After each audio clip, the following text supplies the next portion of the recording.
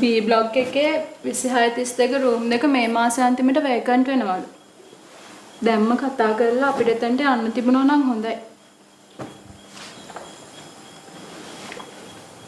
මොකද්ද ඒකේ තියෙන වෙනස? ඒ වගේ තියෙන single bedලු. ඒකත් වෙන් කරලාලු. washroom එක එක වුණාට අනිත් ඔක්කොම separatelු.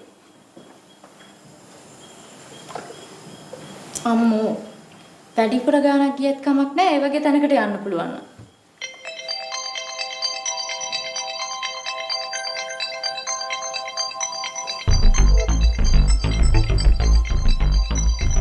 මේ වගේ වෙලාවට ඔකත් උස්සන් එළියට යන්න එපා මන්දෝදරි. එදා වෙච්ච දේත් එක්ක එස්සෝලා ඉන්නවට ඇහැගහගෙන.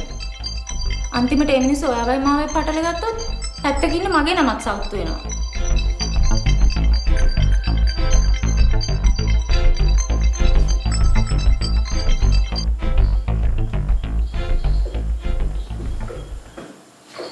කියන්න. මන් නීලියා ඉන්දුතරාගේ යාළුවා. හෙලෝ. ඔව් කියන්න මං අහගෙන ඉන්නේ. ඔයා දන්නවද දන්නේ මේ වෙලාවේ ඉන්දුතරා ඉන්නේ ඉන්ටෙන්සිව් කෙයා එකේ කියලා? ඒක ඔයා දන්නේ නැත්තම් ඒකට හේතුව දැනගන්න විදිහකුත් නැහැ. මං ඔයාට කතා කරේ අද ඉන්දුතරා ඉන්න තත්ත්වයට හේතුව ඔයා දැනගෙන ඉන්න ඕන හින්දා. මේ ඊයේ පෙරේද ඔයාගේ ෆැකල්ටියේ ළමයි දෙන්නෙක් ඇවිල්ලා ඔයාගේ ශිරන්තගේ ෆොටෝස් වගේක් ඉන්දුතරාට පෙන්නලා ගිහිලා තිබුණා. ඒකෙන් එයාට heart attack එකක් ආවා මන්දෝදරි. තවත් මේ සෙල්ලම කරන්න ලෑස්ති වෙන්න එපා මන්දෝදරි. ඒකෙන් ඔයා පුරව ගන්න පව්කන්දරව මෙච්චරයි කියන්න බෑ මන්දෝදරි. ඒක තේරුම් ගන්න. දැන් ඉන්දුතරා දුක් විඳ ඇති. ඉන්දුතරා විතරක් නෙමෙයි ඔයත්. ඔයා විතරක් නෙමෙයි සංකල්පත්. ඕගොල්ලන්ට කොච්චර ලස්සනට ජීවත් වෙන්න පුළුවන්ද මන්දෝදරි? එහෙම තියෙද්දි ඔයාගේ ජීවිතේ තපායක් කරගෙන අනුන්ගේ ජීවිත තපායක් කරන්නේ ඇයි?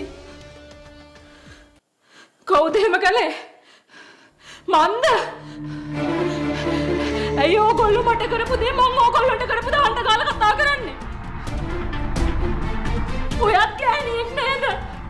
අද මම මේ ඉන්න වයස ඔයත් දවසක හිටියා නේද? අනිත් උන්ට එහෙන ගැව්වත් ඇයි ඔයාට මාව තේරෙන්නේ නැත්තේ? ඔයා මේ හැම දෙයක්ම දැනගෙන කොහොමද ඔබ කතා කරන්නේ?